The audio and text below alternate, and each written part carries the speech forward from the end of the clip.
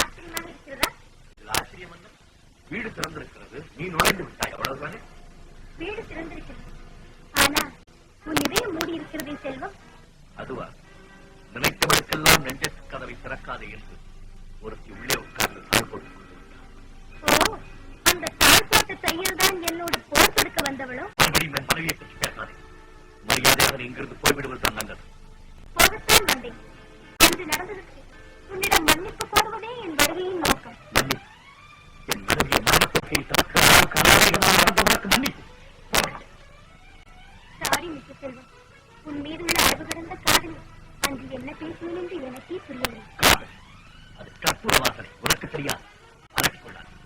செல்வம், நீ என்னை புரிந்து கொள்ளவில்லை. இந்த சாந்தாவை விட 1000 மடங்கு அதிகமாக நான் உன்னை நேசிக்கிறேன். உன் விஷயங்களால் அந்த உத்தமின் பெயரை உச்சரித்தார்.